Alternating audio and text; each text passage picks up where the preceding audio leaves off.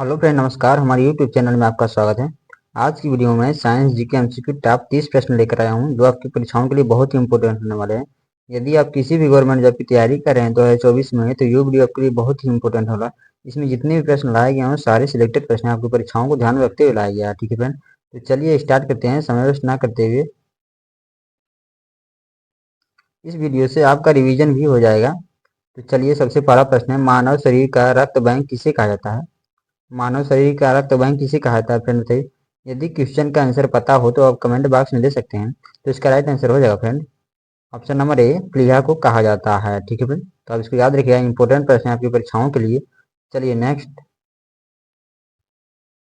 Next है, मनुष्य के दांत कितने प्रकार के होते हैं? मनुष्य के दांत कितने प्रकार के होते हैं फ्रेंड, बताइए। तो इसका राइट आंसर हो जाएगा 4 प्रकार के। इसका राइट आंसर होगा ऑप्शन नंबर डी। तो आप इसको याद रखिएगा, option number D right answer होगा। चलिए नेक्स्ट। मानव शरीर में संक्रमण को रोकने के में मदद करने वाला कौन सा विटामिन है? बताइए फ्रेंड, मानव शरीर में संक्रमण को रोकने में मदद करने वाला विटामिन कौन सा है? तो इसका राइट आंसर हो जाएगा विटामिन ए। ठीक है फ्रेंड, विटामिन ए के द्वारा ही मानव शरीर में जितने भी संक्रमण होने वाले होते हैं उसको रोक दिया जाता है। इसका राइट आंसर हो जाएगा ऑप्शन नंबर ए। ठीक है, चलिए नेक्स्ट। प्रकाशीय तंतु में प्रकाश तंत्र किस सिद्धांत पर कार्य करता है? वेरी इंपॉर्टेंट प्रश्न है फ्रेंड, बताइए।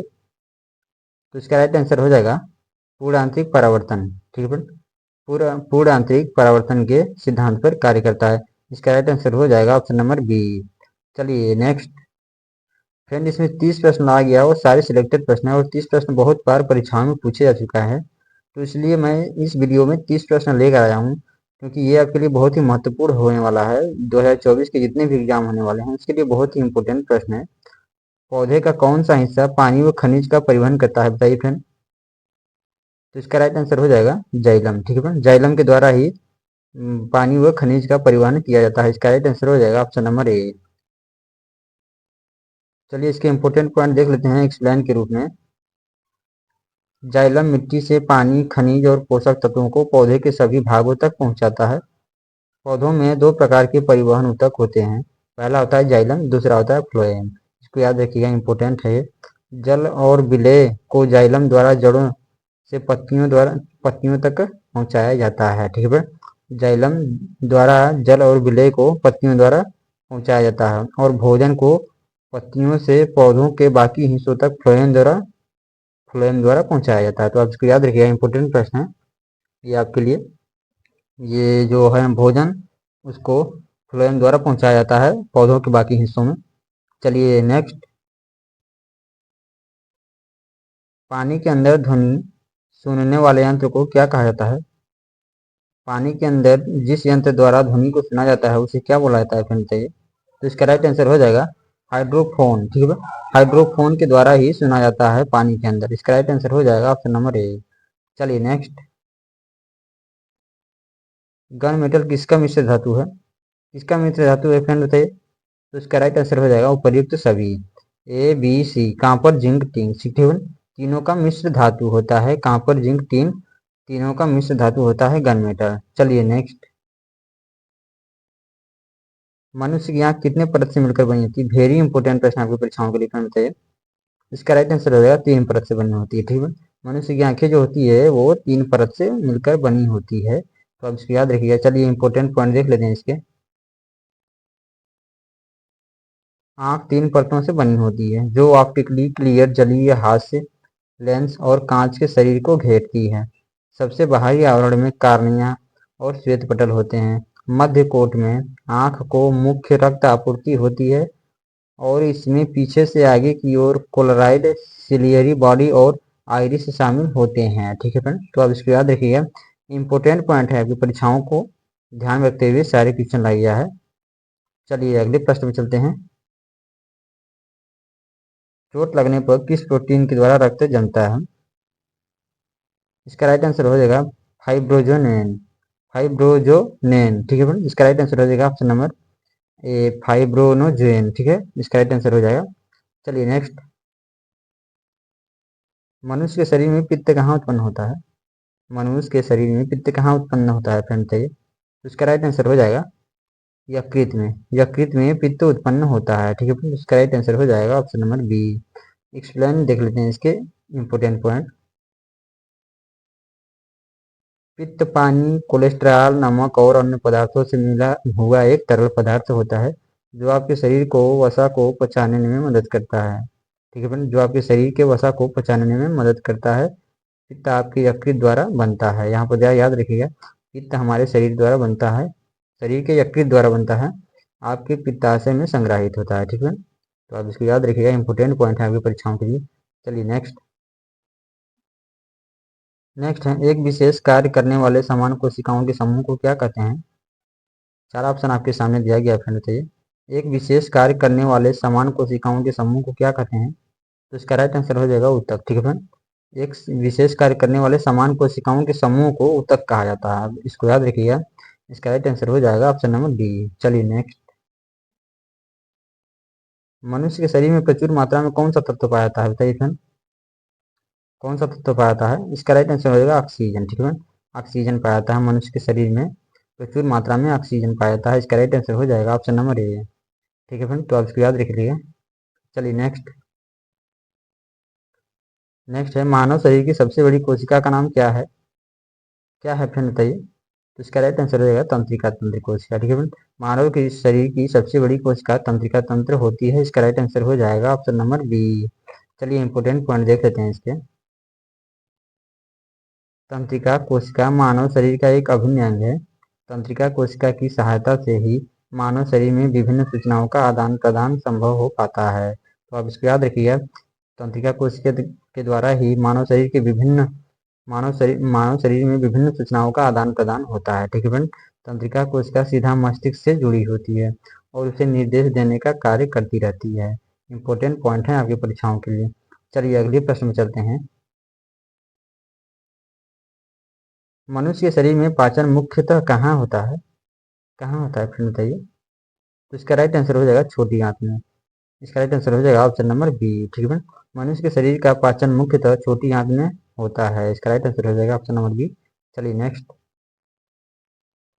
नेक्स्ट है, सबसे पहले डीएनए को किसने अलग किया था? बताइए फ्रेंड, सबसे पहले डीएनए को किसने अलग किया था, किस वैज्ञानिक ने किया था? तो इसका राइट आंसर हो जाएगा फ्रेडरिक। ठीक है फ्रेंड, फ्रेडरिक के द्वारा ही डीएनए को सबसे पहले अलग किया गया था कोशिका से। इसका राइट आंसर हो जाएगा ऑप्शन नंबर ए। चलिए नेक्स्ट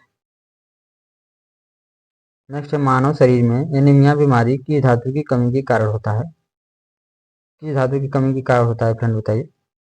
तो इस प्रश्न का राइट उत्तर हो जाएगा लोहा। ठीक है फ्रेंड, लोहा की कमी के कारण एनीमिया बीमारी होती है। इसका राइट आंसर हो जाएगा ऑप्शन नंबर बी। चलिए नेक्स्ट अगला प्रश्न है, ट्रांसफर किस सिद्धांत पे कार्य करता है? तो इसका राइट आंसर हो जाएगा विद्युत चुम्बकीय प्रेरण के सिद्धांत पर। ठीक है फ्रेंड, इसका राइट आंसर हो जाएगा option number A. Friend, video के अंत में आप जरूर मुझे बताइएगा कि आपको कितने प्रश्नों का आंसर पता था। चलिए नेक्स्ट,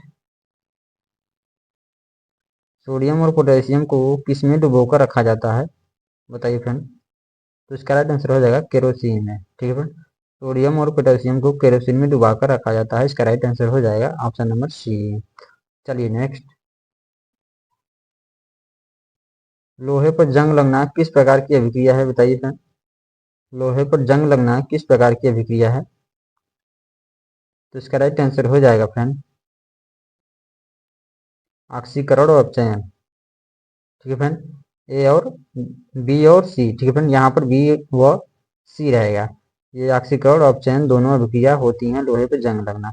इसका राइट आंसर हो जाएगा ऑप्शन नंबर डी। ठीक है फ्रेंड, चलिए नेक्स्ट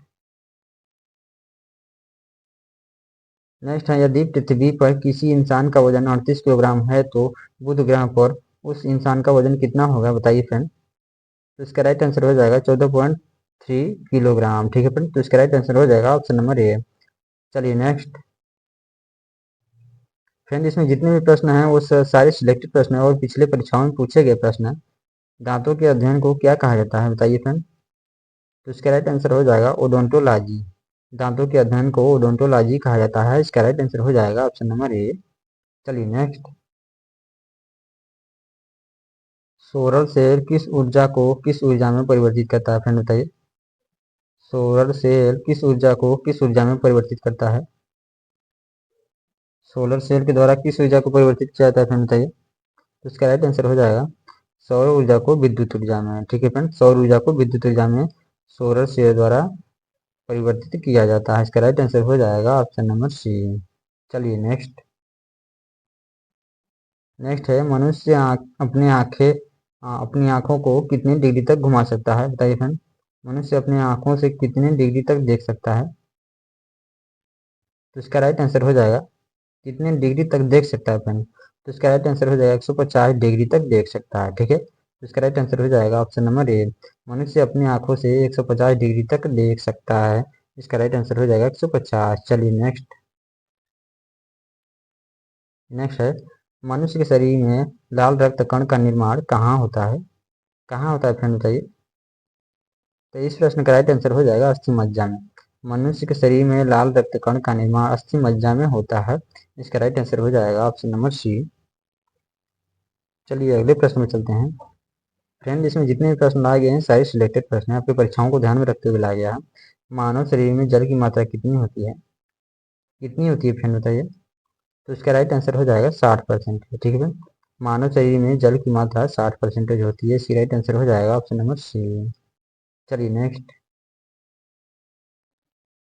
मनुष्य के शरीर में इंसुलिन का निर्माण कहाँ पर होता है? मनुष्य के शरीर में इंसुलिन का निर्माण कहाँ पर होता है फ्रेंड बताइए? तो इसका राइट आंसर हो जाएगा अग्नाशय। अग्नाशय में मनुष्य के शरीर में इंसुलिन का निर्माण होता है। इसका राइट आंसर हो जाएगा ऑप्शन नंबर सी। इंसुलिन का निर्माण अग्नाशय में होता है, तो आप इसको याद रखिएगा। चलिए नेक्स्ट। भोजन का पाचन मनुष्य के किस अंग से प्रारंभ होता है? बताइए फ्रेंड, किस अंग से प्रारंभ होता है? इसका राइट आंसर हो जाएगा मुंह से। ठीक है फ्रेंड, हमारे भोजन ग्रहण करते हैं उसका पाचन मुंह से ही स्टार्ट हो जाता है। ठीक है, और लास्ट में अंत में छोटी आंत में उसका पाचन पूर्ण रूप से हो जाता है। तो इसका राइट आंसर हो जाएगा ऑप्शन नंबर ए। ठीक है, चलिए नेक्स्ट। नेक्स्ट है कोशिका का रसोई घर किसे कहा जाता है? बताइए फ्रेंड, कोशिका का रसोई घर किसे कहा जाता है? चार ऑप्शन आपके सामने दिया गया है, तो इसका राइट आंसर हो जाएगा क्लोरोप्लास्ट को। ठीक है फ्रेंड, क्लोरोप्लास्ट को कोशिका का रसोई घर कहा जाता है। इसका राइट आंसर हो जाएगा ऑप्शन नंबर ए। चलिए नेक्स्ट। नेक्स्ट है टाइफाइड से शरीर का कौन सा अंग प्रभावित होता है? बताइए फ्रेंड, टाइफाइड से शरीर का कौन सा अंग प्रभावित होता है?